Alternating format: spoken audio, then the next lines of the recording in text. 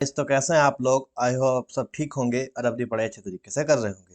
तो चलिए आज स्टार्ट करते हैं अपने formula based division, permutation and combination का।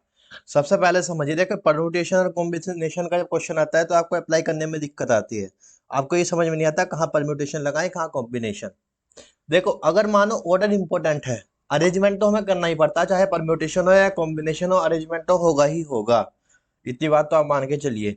लेकिन उस अरेंजमेंट में ऑर्डर इंपॉर्टेंट है। मान लीजिए कोई बंदा है, उसका ऑर्डर इंपॉर्टेंट है या किसी चीज का अगर ऑर्डर की इंपॉर्टेंस है, उस केस में आप उसमें परम्यूटेशन लगाएंगे। और अगर कहीं ऑर्डर की इंपॉर्टेंस सही है तो आप परम्यूटेशन नहीं, फिर आप कॉम्बिनेशन की तरफ मूव करेंगे। अब देखते हैं। When n object are taken to be chosen from the r different object, जब r अलग अलग ऑब्जेक्ट में से हमें सिर्फ n ऑब्जेक्ट निकालने हैं, या कहे तो r ऑब्जेक्ट में से अगर हमें n ऑब्जेक्ट निकालने हैं तो कैसे बनेगा rpn, यानी कि टोटल r ऑब्जेक्ट है, इसमें से हम n निकाल लेंगे। एक बात मुझे बता दीजिए अभी कि ये जो r टोटल ऑब्जेक्ट है, क्या n इनसे एक्सीड कर सकता है, इससे ज्यादा हो सकता है? कभी r की वैल्यू n से एक्स्ट्रा आ सकती है? कभी नहीं आएगी ना, क्योंकि हम उसी में से तो सेलेक्ट कर रहे हैं। भाई देखिए 10 बंदे हैं, हमारे 10 में से हमें 4 सेलेक्ट करने हैं, तो हम क्या कहेंगे कि 4 कभी 10 से ज्यादा हो ही नहीं सकता, क्योंकि मैक्सिमम तो कैपिंग 10 की है ना। वही कह रहा है कि r कभी n के बराबर, n से ज्यादा नहीं हो सकता। मैक्सिमम 10 में 10 सेलेक्ट कर सकते हैं मैक्सिमम। मानिए तो इसका क्या आएगा, r factorial upon r minus n का फैक्टोरियल। देखिए फैक्टोरियल समझिए, फैक्टोरियल का ये साइन होता है, इसका मतलब क्या होता है, जिस टर्म का फैक्टोरियल कर रहा है उस टर्म की उससे पिछले वाली सभी टर्म से मल्टीप्लाई करना अप टू 1। 1 के बाद 0 से मत कर देना, अगर 0 से मल्टीप्लाई कर दोगे तो सारी टर्म खत्म हो जाएंगी। हमें खत्म नहीं करना ना टर्म को, तो 1 तक मल्टीप्लाई करके ले जाना है उस नंबर से जो जो है इनकी वैल्यू। जैसे एग्जांपल है, अगर हम 4 का फैक्टोरियल निकालना है तो 4 की मल्टीप्लाई करनी है उसके प्रीवियस नंबर से टिल देन 1 आ जाए, 4 3 2 1, तो कितना आ गया टोटल 24।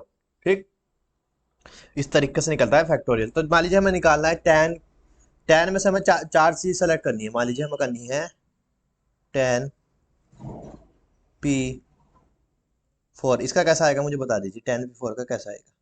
Just a minute.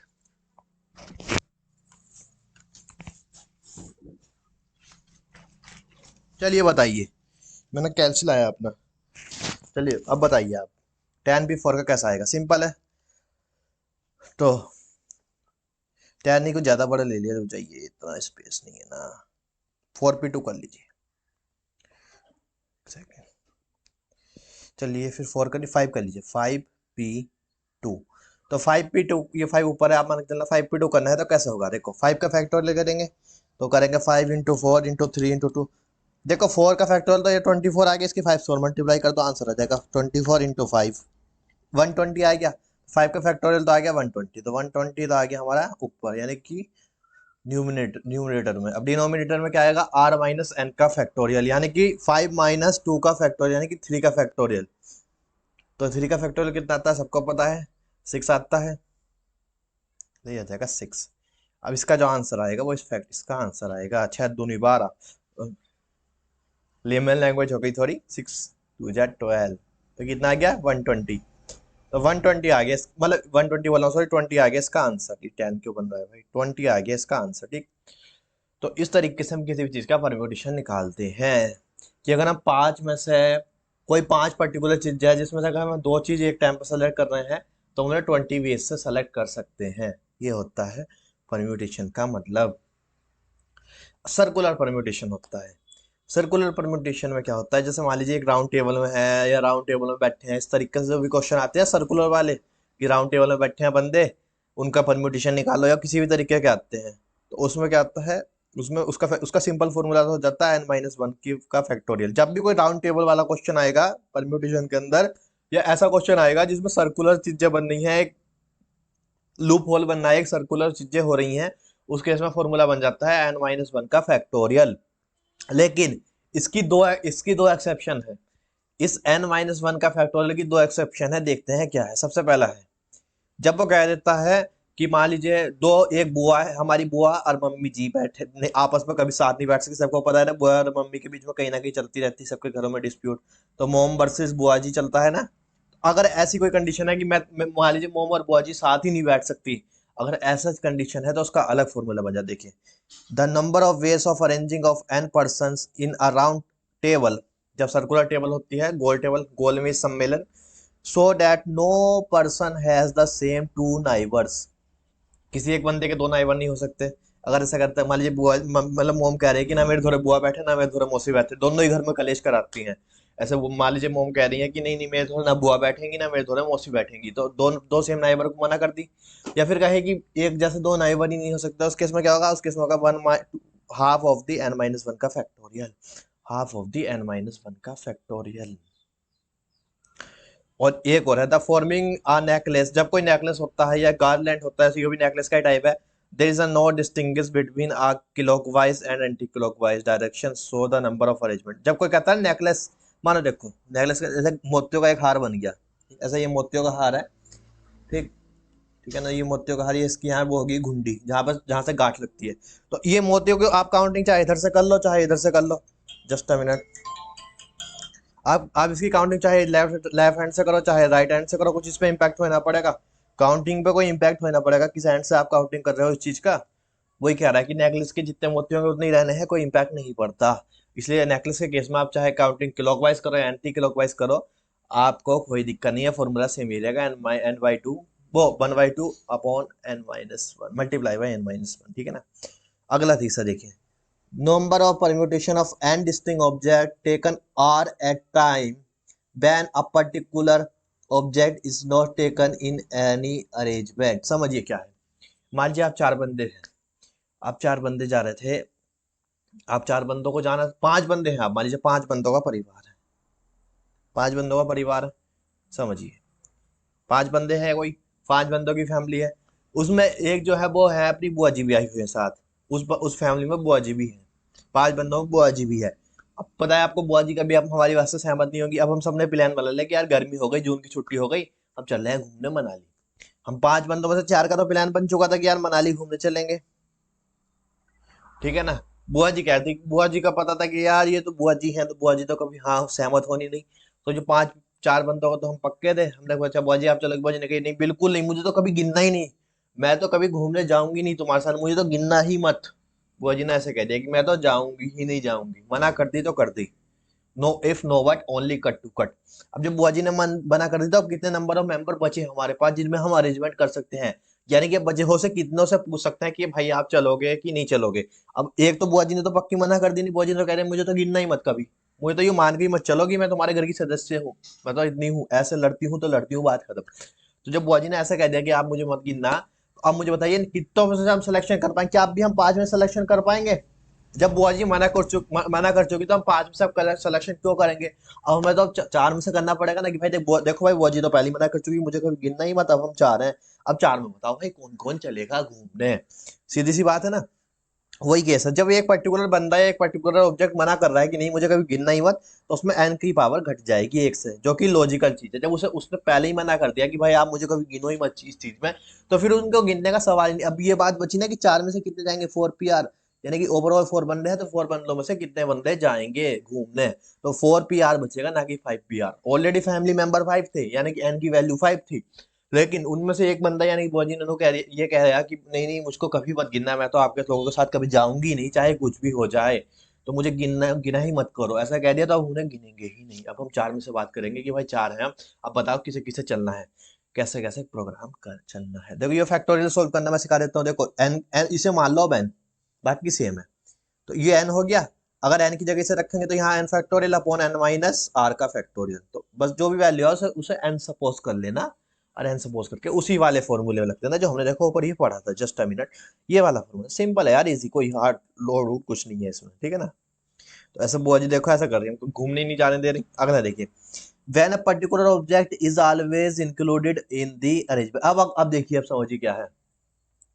अब की बार भी सिर्फ अब की बार है, मान लीजिए छह बंदे हैं अब की बार, तो पांच तो हम थे, बुआ जी पांच थे, मौसी जी भी आ गई। मौसी जी भी आ गए, पता है बुआ जो चीज बुआ जी कहेगी वो मौसी जी सहमत नहीं होंगी, जो चीज जिस चीज से मौसी जी कहेंगे उससे बुआ जी सहमत कभी नहीं होंगी, सबको पता है, सबके घर के ये हिस्सा है। तो बुआ जी, अब जैसे हमने बुआ जी से पूछा, बुआ जी ने कह दी कि नहीं नहीं मेरे को नहीं जाना। या फिर आप मानिए इस बार बुआ जी सहमत, तो इस बार पांच बंदे तो सहमत थे। नहीं सुने, अब सुनिए, छह बंदे हो गए टोटल। अब छह बंदे हो गए, अब हम गए, सबसे पहले हम डिस्कशन कर रहे हैं कि भाई इस बार घूमने जाना है, अपना हॉलीडे बनानी है, शिमला मनाली घूमने चलना है, बिल्कुल फर्स्ट क्लास बिंदास चलना है घूमने। तो मौसी जी ने पहले ही कह दिया, मौसी ने कह दिया देखो भाई तुम तुम में से कोई जाए या ना जाए मैं तो जाऊंगी जरूर।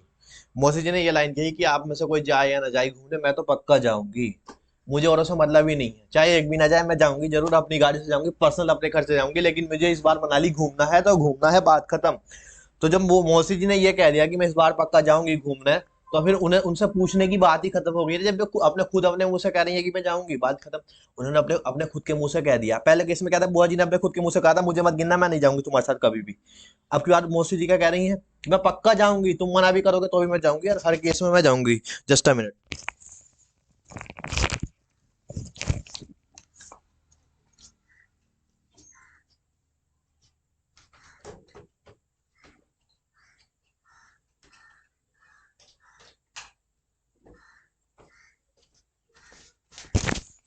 Hello, sorry for waiting. Sorry आपको वेट कराया। अब देखिए समझिए, जब मौसी जी ने ये कह दिया कि मैं जाऊंगी पक्का ही जाऊंगी, तो इस केस में उनसे पूछने की कोई वही नहीं रहा लोड। अब उनसे पूछ के क्या करेंगे जब उन्होंने पहले ही कह दिया। और यही केस हमारी बुआ जी के साथ है, बुआ जी ने पहले ही मना कर दी, तो उनसे भी अब क्या पूछना। इस तरीके से पहले ही मौसी जी ने मना कर दी कि हम जाएंगे, हम पक्का जाऊंगी ही जाऊंगी, आप मुझे मेरे लिए कभी गिनती मत करो, मैं तो जाऊंगी। तो अब हमारे बताइए हमारे एन की वैल्यू क्या होनी चाहिए। जब एक बंदा पहले डिसीजन ले चुका, तो हमें कितने बंदों का डिसीजन लेना बाकी है? 5 बंदों का, 6 में से एक तो पहले ले चुका, तो मतलब n-1 की फैक्टोरियल आएगी। लेकिन 5 में से भी अब हमें कितने सेलेक्ट करने पड़ेंगे? सिर्फ करने पड़ेंगे r-1। r-1 क्यों, समझिए। मान लीजिए एक गाड़ी थी, जिस गाड़ी से भी जाने वाले थे, एक गाड़ी थी, गाड़ी में सीट थी सिर्फ 4 सीट। मानिए 4 सीट, 4 सीटर कार थी, 4 सीट थी गाड़ी में। अब बुआ जी तो कह चुकी है, अपनी बात पक्की कर चुकी कि 6 में से मैं तो पक्का जाऊंगी, चाहे और कोई जाए या ना जाए मुझे मतलब नहीं है। तो हमने एन में से घटा दिया है, क्योंकि बुआ जी पक्का जाने को कर रही है, तो इसलिए हमने एन में से घटा रहे कि भाई हमें 5 बंदों में से और देखना है कि 5 में से कौन जाने हैं। लेकिन सीट कितनी थी? सीट तो कुल 4 थी ना, कार में सिर्फ 4 ही सीट थी। बुआ जी कह, मौसी जी कह तो रही है कि मैं पक्का जाऊंगी, लेकिन सीट तो कुल 4 है ना सीट उसमें, कार में। तो हमें सीट की भी एक गिनती कम करनी, क्योंकि यहाँ पे तो आके मौसी बैठ चुकी होंगी, जब मौसी जी पक्का जा रही है तो यहाँ आके मौसी जी बैठ चुकी। अब खाली सीट कितनी है? देखो, नंबर भी घट चुका है एक, क्योंकि मौसी जी पक्का जाने को कर रही है, और जो सीट है जिस सीट पर हम बैठा के ले जाएंगे कार के अंदर, वो सीट भी एक बार घेर चुकी, जाके उन्होंने बैठ गई अपना आप, सबसे पहले सुबह ही बैठ गई नहा धो के एकदम। नहीं, मुझे कोई यहाँ से उठाएगा नहीं, सीधा मनाली उतरूंगी, ऐसा करके कह रही है। तो अब हमारे पास देखो सीट जो, यानी कि जो सिलेक्शन है, अब हमारे पास 4 नहीं है, 3 है, क्योंकि एक सीट मौसी जी पहले ही घेर चुकी है। आई होप आपको ये क्लियर होगा। इसे सॉल्व करने का तरीका वही है। देखिए, इसे तो मान लीजिए इतना तो वैल्यू हो गई है एन, माइनस आर की वैल्यू है ये। लेकिन ये क्या करा इन्होंने, माइनस पे प्लस क्यों करा? क्योंकि इन्होंने बीच में से माइनस ले लिया कॉमन। इससे काट काट कूट के ही आ जाएगा, n+1 की वैल्यू आएगी। ठीक, n-1/n+1 का फैक्टोरियल आप जब करेंगे तो आप इजीली आंसर पाएंगे। अब आई होप को क्लियर होगा। ये दो स्पेशल केस होते हैं। जब पहले केस में क्या है कि बंदा ही मना कर रहा है, तो आर की वैल्यू तो सेम रहेगी। अब पहले केस में मानिए, ये पहला केस था, तो इसमें मान लीजिए गाड़ी होती है, तो गाड़ी में पहले ही 4 सीट तो थी। अब क्या बुआ जी ने आके सीट पे बैठ गई थी? बुआ जी तो मना कर रही थी कि भाई मैं जाऊंगी ही नहीं, तो फिर सीट पे आके थोड़ी ना बैठेंगे, तो सीट तो अभी भी खाली 4 रहेंगी। बंदे ही घटे हैं ना, बंदा एक घट गया, क्योंकि बुआ जी ने मना कर रखी है पहले कि मैं नहीं जाऊंगी तो नहीं जाऊंगी, तो बचे 4 बंदे। लेकिन सीट तो 4 की 4 ही है भी, कोई बुआ जी सीट पे आके थोड़ी ना बैठी। लेकिन मौसी जी जब पक्का कह रही है कि मैं जाऊंगी जाऊंगी, तो वे तो पक्का सीट पे आके बैठेंगी ना, तो वे तो बैठ चुकी सीट पे, आप ये मान के चलिए। अगला देखिए, permutation when some of the things are alike taken all at the time. ये ऐसा कैसा होता है? इसमें एग्जांपल आता है बुक्स वाला, कि मान लीजिए लाइब्रेरी में इतनी बुक्स हैं, इतनी बुक्स हैं, इतनी बुक्स हैं, तो आप बताइए कि कितनी उसमें से साइंस की बुक होंगी, इस तरीके का फॉर्मूला। तो इसमें क्या होगा, N factorial divide by n-1, n-2 और n-3 का फैक्टोरियल। ये n-1, 2, 3 का अलग अलग काइंड ऑफ बुक्स वगैरह के जिस क्वेश्चन आते हैं उसके लिए है। Arrangement of n times, arrangement of n times when item two never come together. मान लीजिए कोई कोई एन आइटम थे, जिसमें से 2 बंदे तो नहीं, 2 आइटम तो कह रहे हैं कि हम कभी एक साथ नहीं आएंगे। यानी कि ये 2 बंदे हैं, ये कह रहे हैं कि हम कभी भी एक साथ नहीं आएंगे तो नहीं आएंगे। जो पहला केस था आप समझिए, जो हमने ऊपर केस पढ़ा था, इसमें क्या था? इसमें यह था कि 2 पड़ोसी कभी एक सेकेंड, इसमें यह था कि पड़ोसी कभी एक साथ नहीं आएंगे। एक से ये वाला भी नहीं था यार, किधर गया भाई वो? Just time minute. हाँ देखिए, इसमें क्या था कि 2 पड़ोसी, एक के 2 पड़ोसी नहीं होंगे, मतलब राम के 2 पड़ोसी नहीं होंगे, श्याम के 2 पड़ोसी नहीं होंगे, राजू के 2 पड़ोसी नहीं हो। इस तरीके से अरेंजमेंट करना था, तो ये हो गए। 2 के सेम पड़ोसी नहीं होने चाहिए। ठीक, लेकिन अगर दो बंदे ही मना कर रहे हैं खुद को कि नहीं नहीं भाई हम दो कभी आपस में हो ही नहीं सकते, हम दोनों में कट्टर दुश्मनी है, वर्सेस हमेशा वर्सेस चलता है हमें, तो हम दो तो कभी हो ही नहीं सकते। यहाँ पे मान लीजिए एक तरफ मोदी जी बैठे हैं, एक तरफ बैठे अपने कोई सी भी आप थर्ड पॉलिटिशियन को मान लीजिए, एक तरफ बैठे तो ये कह रहे हैं कि नहीं नहीं हम कभी आएंगे ही नहीं साथ, हमें तो कभी एक साथ बैठ ही नहीं सकते। तो उस केस में जब भी इनका कंपटीशन होगी, मान लीजिए 10 बंदे हैं, 10 में से ये दो कह रहे हैं कि हम कभी साथ नहीं बैठेंगे, तो उस केस में उनका अरेंजमेंट कैसे निकला परम्यूटेशन से, n-1, यानी कि नो 9 फैक्टोरियल, 10-1 9 का फैक्टोरियल करेंगे आप और इसकी मल्टीप्लाई करेंगे n-2 से। n-2 से मल्टीप्लाई क्यों कर रहे हैं, क्योंकि ये दो बंदे तो कभी आपस में बैठेंगे ही नहीं, यानी कि ये आएगा 8 कि 9 का फैक्टोरियल इन मल्टीप्लाई बाई 8। तो जो इसका आंसर आएगा आप वो कर लीजिए। आप क्यों करेंगे, मैं ही करता हूँ ना, कैलकुलेटर है मेरे पास। 9 × 8 × 7 × 6 × 5 × 4 × 3, 9 × 8 × 7 × 6 × 5 × 4 × 3 × 2, तो कुछ बड़ा ही आ गया भाई, just a minute.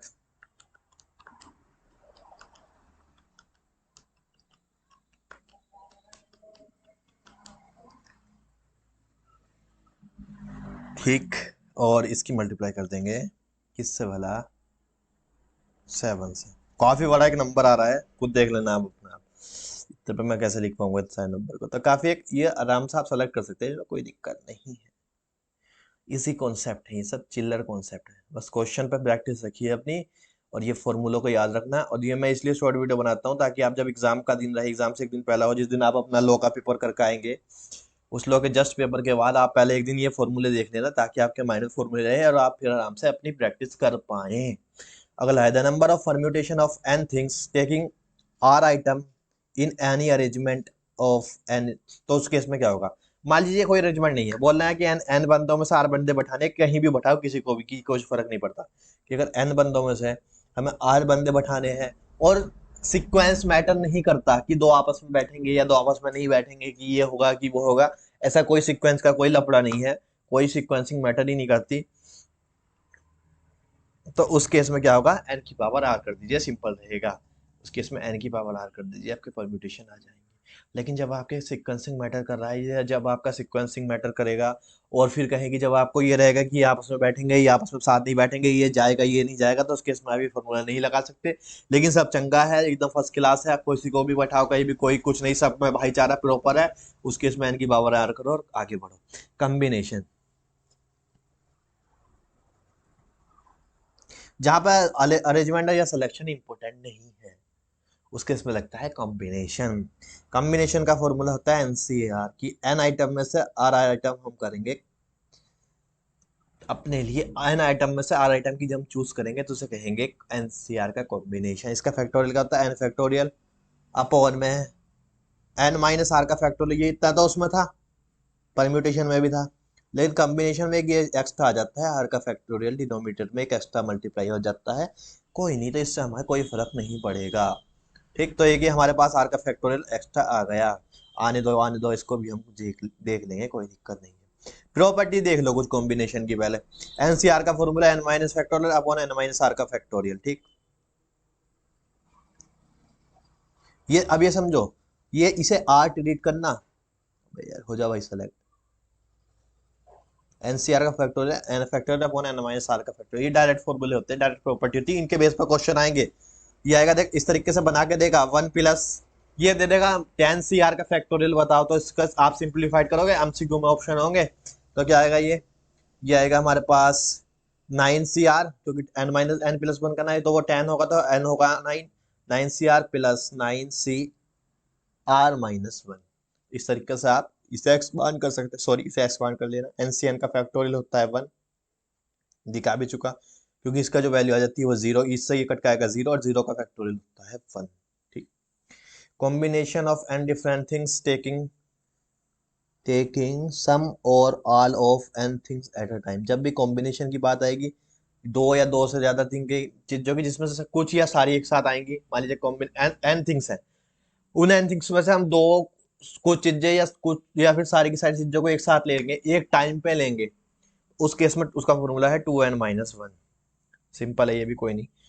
Number of straight line from a point of which M are calling, समझिए, एक ये पॉइंट हो गया, एक ये पॉइंट हो गया, एक ये पॉइंट, एक ये पॉइंट, एक ये पॉइंट और एक बना देते हैं हम ये पॉइंट। ठीक है, बताइए कितने पॉइंट है टोटल, ये बताइए टोटल कितने पॉइंट है। 6 पॉइंट है। अब देखिए क्या बोला, अगर ये नंबर ऑफ, इसमें बताइए स्ट्रेट लाइन मतलब सीधी रेखाएं कितनी बनेंगी, स्ट्रेट लाइन कितनी बनेंगी अगर अगर हमारे पास n पॉइंट्स हैं। यहाँ पे कितने n की वैल्यू कितनी आ रही है, कितने पॉइंट है टोटल ओवरऑल, टोटल हो रहा है हमारे पास 2 2 4 2 6 पॉइंट है टोटल ओवरऑल। ठीक, 6 पॉइंट है ओवरऑल। ठीक, इसमें से बताइए कोलिनियर कितने हैं, मतलब स्टेट एक साथ कितने हैं, कोलिनियर कितने हैं। अगर हम कोलिनियर की बात करें यानी कि m की बात करें तो कोलिनियर है हमारे पास, देखो 3 तो ये एक लाइन में दिख रहे हैं, 2 एक लाइन में ही दिख रहे हैं, मतलब 5 6 में से 5 तो हमारे पास कोलिनियर ही है। तो अगर अब हमें निकालना है कि इस पे टोटल कितनी स्ट्रेट लाइन बनेंगी तो उसका फॉर्मूला ये है NC2। टू क्यों, क्योंकि जब भी कोई लाइन बनती है 2 पॉइंट को जोड़ के बनती है। अगर 2 पॉइंट नहीं जुड़ेंगे तो कोई लाइन बन ही नहीं पाएगी। एक किसी भी लाइन का एक होता है स्टार्टिंग पॉइंट और एक होता है एंडिंग पॉइंट, क्योंकि कोई भी लाइन 2 पॉइंट से बनती है, इसलिए इनके फॉर्मूलों में भी देखिए 2 है और यहाँ पे भी 2 है। तो NC2 माने टोटल में टोटल का कॉम्बिनेशन करो 2 से, NC2 की वैल्यू निकाल दो। ठीक, चलिए और उसके बाद करें यानी कि 6C2 हमें निकालना है, उसमें माइनस करनी है कितने से, 5C2 से, यानी कि हमारे पास कहीं ना कहीं एक बचेगा, 1 बचेगा और 1 एन मतलब 1C0 बचेगा, यानी कि एक NC0 बचेगा, यानी कि वैल्यू आएगी 1 और प्लस एक हमें एक्स्ट्रा ये रहा, एक 1 तो उसमें से बचेगा, एक 1 ये रहा। तो कहें कि हम सीधी सीधी रेखा सिर्फ 2 ही बन पाएंगी, 2 ही ऐसी रेखा होंगी जो सीधी बन पाएंगी इन पॉइंटों को जोड़ के।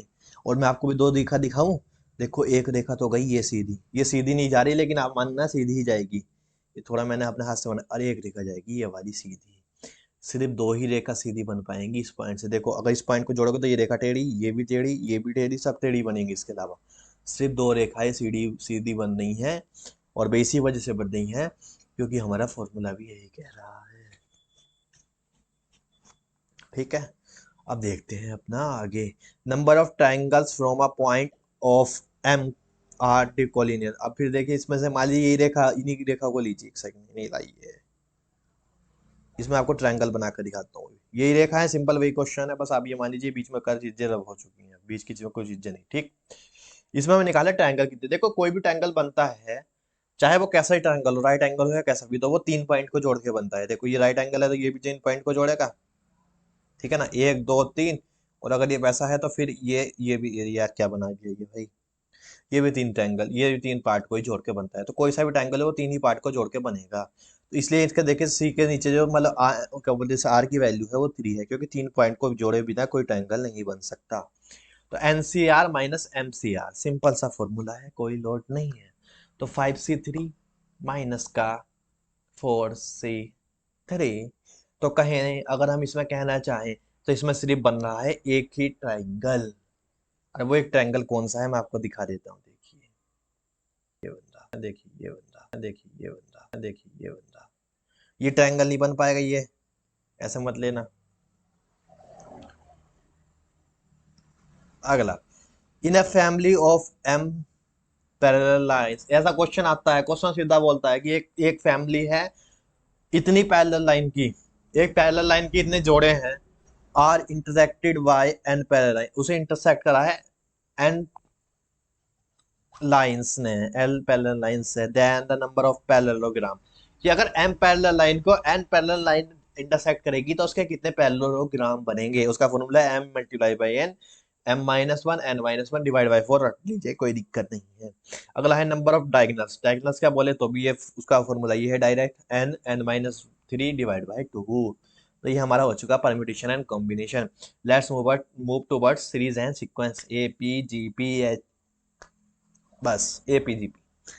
अब पढ़ते हैं AP एंड GP। AP माने AP लो नहीं, AP माने अर्थमेटिक प्रोग्रेशन।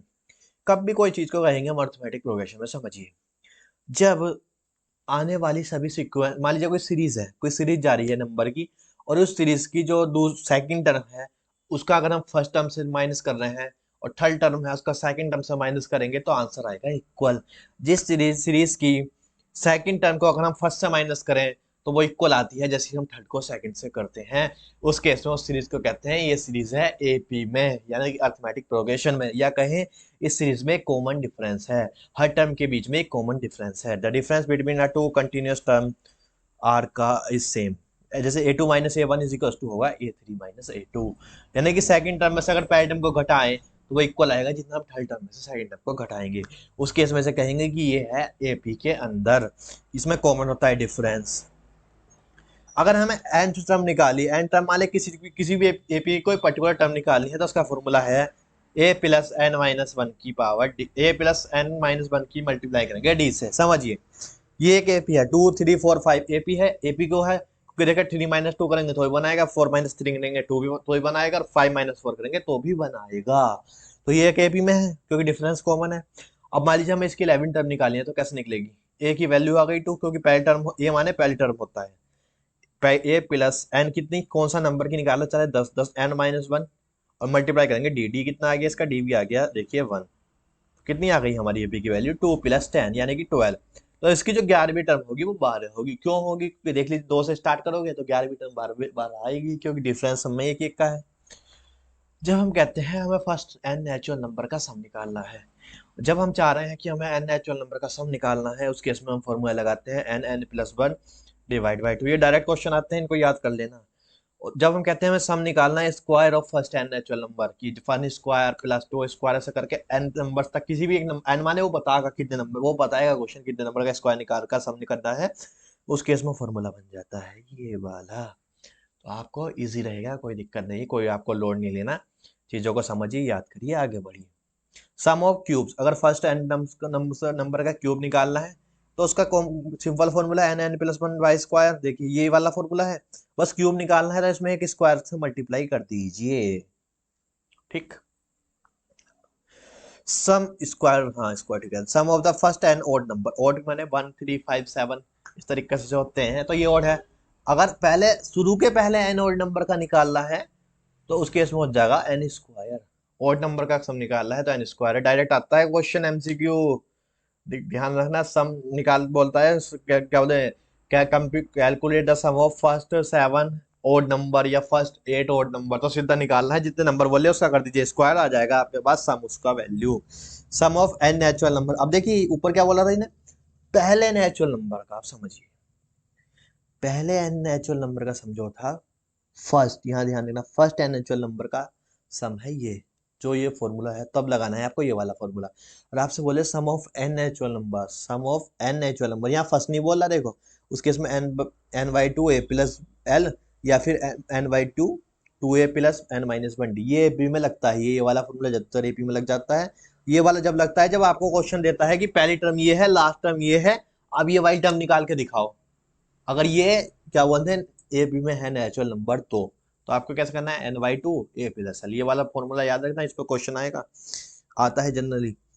इफ अब मान लीजिए किसी टर्म की ए टर्म है बी, मान लीजिए किसी एपी की फिफ्थ टर्म है 4, अगर किसी एपी की फिफ्थ टर्म 4 है और फोर्थ टर्म 5 है तो उस केस में उस एपी की नाइन्थ टर्म 0 होगी। इसका मैं आपको एग्जांपल भी दे चुका, एग्जांपल देखिए, मान लीजिए हमारी एपी है 8 7 6 5 4 3 2 1 0, ऐसे क्यों चल रही है एपी माइनस वन में चल रही है, डिफरेंस तो पॉजिटिव भी हो सकता है नेगेटिव डिफरेंस है इसका -1, तो एपी में है बिल्कुल है।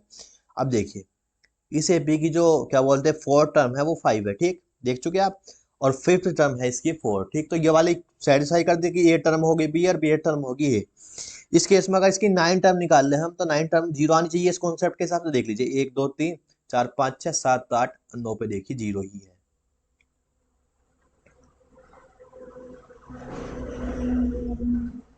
इफ एन एपी अगर किसी एपी की ए टर्म बी है और बी टर्म ए है तो क्या बोलते अपना उसकी उसकी मान लीजिए हमें कोई आर टर्म निकाल ली है, अलग से बोल रहा है कि कोई आर टर्म निकाल ले तो उसके इसमें क्या आएगा ए plus b minus are.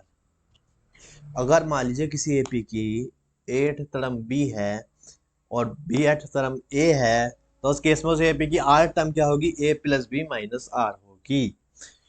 If a sum of p term is q and q r term is p, then p plus q का सम निकालेंगे, सिंपल उसे कर देंगे माइनस कॉमन निकाल के बाहर, तो उसका वही वैल्यू आती है जो आती है ये। मान लीजिए कहता है, एक सेकेंड भाई हो जाओ पिन। ये अगर कहे कि एक एपी है जिसकी 5 टर्म का सम, यानी कि एक सेकेंड, मान लीजिए एपी है हमारे पास, ले लेते हैं एग्जांपल 2, 4, 6, 8, 10, 12, 14 एंड 16। ये हमारे पास एक एपी है क्योंकि सब में दो दो का डिफरेंस है। इसकी फिफ्थ टर्म है, मान लीजिए एपी की है 10, क्योंकि जो कि एक्चुअली में है, देखिए फिफ्थ टर्म तो 10 है। और इसकी मान लीजिए हमारे पास 1 2 3 4 5 6 6 8 टर्म है, सो 16। फिफ्थ टर्म है 10 और 8 टर्म है 16, ठीक।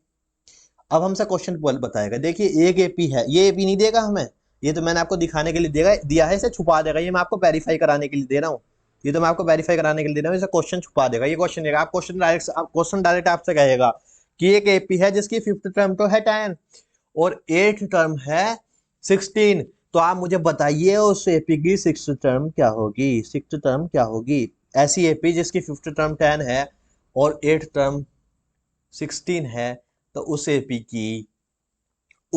की क्या बोले सिक्स्थ टर्म क्या होगी, ऐसा आपसे क्वेश्चन पूछेगा, तो आपको क्या करना है, कुछ नहीं करना, आप जो आपको दो टर्म दे रखी है उन्हें ऐड करो, उसमें से कर लो माइनस, तो नहीं नहीं रुकिए रुकिए रुकिए रुकिए, तो ये वाला काम नहीं कर पाएगा। ये काम जब करेगा जब आपसे क्वेश्चन पूछे कि इस एपी की क्या बोलते हैं इस अपना 13th टर्म क्या होगी, अगर क्वेश्चन आपसे कहे इसका भी एग्जांपल दूंगा, इसकी भी शॉर्ट का भी बताऊंगा, लेकिन अगर आपसे पूछे कि इस एपी की 16th टर्म 13th टर्म क्या होगी, तो उस केस में आप इसका आंसर बताएंगे, रुकिए इसे इरेज कर देता हूँ। अगर ऐसे पूछ ले इसकी 13th टर्म क्या है, तो 8 5 13 है ना, तो 13th टर्म क्या आएगी, इन दोनों को जोड़ो और उसे जोड़ के कर दो इक्वल, तो वही आ जाती है 13th टर्म। अब मैंने जो आपको एग्जांपल दिया, मैं आपको वाला एग्जांपल दे देता हूँ, इसमें डूब जाइए। मानिए कोई ये एक एपी है, कोई टर्म अगर एपी में है, एपी में होना कंपलसरी है, देखिए ध्यान रखना, जिस टर्म की यानी कि जिसकी फिफ्थ टर्म है, या शिट, जिसकी फिफ्थ टर्म है, अगर किसी एपी की फिफ्थ टर्म है 10, ठीक, और उस एपी की 10th टर्म है 20, अगर आपको ऐसा बोला है कि एपी की फिफ्थ टर्म है 10 और 10 टर्म है 20, तो उस एपी की सिक्स टर्म क्या होगी, सिंपल सी यही बोला था आपसे, आपसे ये बोल रहा है कि किसी एपी की फिफ्थ टर्म अगर 10 है और 10th टर्म 20 है, तो उस एपी की सिक्स टर्म क्या होगी। देखिए कितने टाइम जा रहा है, दोनों में टाइम बराबर होना चाहिए, देखो 5 से 10 पे जाना है तो 2 टाइम्स है, और अगली टर्म में भी देखिए क्या यही सीक्वेंस बनना है, क्या सीक्वेंस बनेगा तभी एपी होगी, देखिए 5 से 10 पे जाना है तो 2 से मल्टीप्लाई करेंगे, 5 2 10 आएगा, और इसमें से इसे कितने से मल्टीप्लाई करें कि 20 आ जाए, 10 को कितने से मल्टीप्लाई करें कि 20 आ जाए, आप मुझे ये बताइए 10 को कितने से मल्टीप्लाई करा जाए कि 20 आए, 10 को भी 2 से करेंगे तभी 20 आएगा, तो 6 को कितने से मल्टीप्लाई करा जाए, तो ये वाली टर्म है, 6 को भी 2 से कर दो भाई, 6 टू 12, आप चेक कर लेना, ऐसी एपी का आंसर 12 ही आएगा, ऐसी एपी की 6 टर्म का 12 ही आएगा, जिस एपी की फिफ्थ टर्म 10 है और 10 टर्म 20 है। If pth term is 1 by q and qth term is 1 by p किसी भी एपी में, तो उसके सम होगा p and q, p into q का सम क्या होगा 1 by 2 of p plus q plus 1। ये हो चुके हमारे एपी, एपिडिलोन। अब आते हैं जीपी के अंदर, जीपी में क्या है, देखो एपी तो बात करता है डिफरेंस के बारे में, जीपी बात करता है रेशियो के बारे में, रेशियो कि दो टर्म का रेशियो बराबर रहता है, रेशियो वाले चैप्टर में पढ़ चुके, रेशियो क्या होता है कि कंपैरिजन। मान लीजिए देखिए मैंने उसमें बताया था आपको करंट असल भाई करना है, लेकिन यहाँ नहीं बता सकता। मान लीजिए ये है, एक तो हमारे पास 2/4, फिर हमारे पास 4/8, फिर हमारे पास 8/16। अब ये बताइए तीन टर्म है, तीन टर्म है नहीं है, क्या तीन टर्म जीपी में है, हाँ है। क्यों, क्योंकि इसका भी जो आंसर आ रहा है, जो इसका रेशियो आ रहा है वो भी इसका रेशियो आ रहा है 0.5 के रेशियो में है ये, इसका रेशियो भी 0.5 और इसका रेशियो भी 0.5 ही है। तो जब किसी किन्हीं दो या दो से ज्यादा टर्म का रेशियो एक ही उसमें होगा, उस केस में उन्हें कहेंगे कि ये टर्म है जीपी के अंदर, क्योंकि इनका रेशियो सेम है। और डिफरेंस सेम होगा तो एबी के अंदर, द रेशियो सेम होगा तो जीपी के अंदर। The ratio is same in a continuous term, then is such term is called GP. जैसे 2, 4, 8, 16, 32, 64, ठीक, इनमें क्या आएगा, डिफरेंस आएगा 2 ही, मतलब प्रोडक्ट 2 ही हो रहा है। N a term of GP, GP की एन टर्म निकालनी हो तो उसका फॉर्मूला सिंपल है, ए आर की power n minus one. A की मल्टीप्लाई करो आर से और एन माइनस वन से कर दो उसकी पावर। इजी है यार, ये कुछ नहीं, इसमें लोड नहीं है। Sum of n term of GP, GP की एन टर्म का सम निकालना है, तो ये डिपेंड करता है कि रेशियो आपका क्या आया है। ये डिपेंड करेगा आपका रेशियो क्या है। अगर जो आपका रेशियो आया है वो 1 से छोटा है, अगर आपका रेशियो 1 से स्मॉलर है यानी कि पॉइंटों में है, तो आपको लगाना पड़ेगा सम के लिए ये वाला फॉर्मूला। अगर आपका रेशियो 1 से स्मॉल है तो आपको सम के लिए ये वाला फॉर्मूला लगाना पड़ेगा। अगर आप ये फॉर्मूला नहीं लगाएंगे तो हो सकता है आपका आंसर सही आए लेकिन आपका आंसर निगेटिव में जा सकता है। +20 करने की जगह वो -20 कर देगा। इसलिए अगर आपका रेशियो में अगर आपके रेशियो के पावर 1 से कम है यानी कि पॉइंटों में है, तो आप ये वाला फॉर्मूला लगाना। और अगर आपका रेशियो 1 या उससे बड़ा है, तो उस केस में आप ये वाला रेशियो लगाना बिंदास। क्यों लगा रहे हैं देखिए समझिए। इस रेशियो में क्या फर्क है, सिर्फ माइनस के साइन दिया है। देखो अगर आप इस वाले रेशियो में से माइनस का साइन कॉमन निकालोगे तो ये वाली टर्म इधर आएगी, ये वाली टर्म इधर आएगी, इसके डिनोमिनेटर के ये भी टर्म आपस में चेंज हो जाएंगे। वही हुआ है देखिए, सिर्फ एक एन का फर्क, एक माइनस साइन का फर्क है। क्यों, अगर किसी टर्म का रेशियो मतलब 1 से भी कम होता है ना, तो वो टर्म निगेटिव में जाती है, वो जो सीक्वेंस निगेटिव के अंदर जाएगा, वो जीपी निगेटिव है, या कहें तो उससे निगेटिव इंपैक्ट दिखाई देता है। तो इसलिए ऐसा रेशियो बना है, इस उसका सम का जो फॉर्मूला है वो भी इस तरीके से ड्राफ्ट करा गया है। लेकिन आपके आर की वैल्यू 1 से भी ज्यादा है, 1 या 1 से ज्यादा है, तो उस केस में क्या करेंगे, आप माइनस का इम्पैक्ट को खत्म कर देंगे और आपके जीपी का या आपके सम का रेशियो बन जाएगा जीपी के ये वाला। इनफाइनाइट जीपी, ये इंपॉर्टेंट है, बहुत इंपॉर्टेंट है, मैंने आगे इंपॉर्टेंट भी लगाया क्योंकि आता है। बोलता है इनफाइनाइट जीपी का सम निकालो, अगर ए की वैल्यू ये है और आर की वैल्यू ये है, आपको देखा पहली टर्म ये है और आर ये है, आर माने रेशियो ये है और पहली टर्म ये है, तो इसकी जो इनफाइनाइट मतलब आधा आधा टर्म का वो निकाल दो सम, कितनी टर्म बन सकती है इसमें, आपको टर्म नहीं बताने का, सीधा आपको बोलेगा सम निकालो इनफाइनाइट जीपी का। तो उसका फॉर्मूला है ए इंटू वन की वन माइनस, ठीक है ना, ए इंटू वन माइनस आर करेंगे अगर आर 1 से बड़ा होगा तो, और अगर आर 1 से छोटा हुआ तो क्या करेंगे, तो कर देंगे आर माइनस वन। अगर आर 1 सिंपल है यार, यहाँ पे पॉजिटिव रखना पड़ेगा ना नीचे, तो आर माइनस वन कर देंगे, ये तो सेम रहेगा। लेकिन यहाँ 1 माइनस आर होगा, आर माइनस वो डिपेंड करेगा। अगर आर की वैल्यू एक से कम होती है तो यहाँ रखो, कोई दिक्कत नहीं है। और आर की वैल्यू 1 से 1 होगी तो मान 2 होगी तो 1 - 2 निगेटिव आ जाएगा, नीचे निगेटिव रखना नहीं है हमें, तो उस केस में हम आर को इधर कर लेंगे, वन को इधर कर लेंगे, एडजस्ट कर लेंगे अपने हिसाब से। A p of a m, a माने एवरेज मीन, मीन निकालना है तो बचपन सीखना है, पहली term plus last term divide by 2, first plus r last divide by 2। If a b c are in GP, अगर ए बी सी जीपी में है तो b square is equal to a c, ये कहाँ से आया, ये आया रेशियो में, हमने पढ़ा था मीन प्रोपोर्शन, कि मान लीजिए ए बी सी तीन टर्म है जो कि रेशियो में है, ए बी सी तीन टर्म है जो कि रेशियो में है, और हमें पहली टर्म दे रखी है आगे दे रखी है, उसमें क्वेश्चन आता नहीं बीच की टर्म निकाला, मीन प्रोपोर्शन निकाला, तो कैसे निकलता है ये निकलता है बी स्क्वायर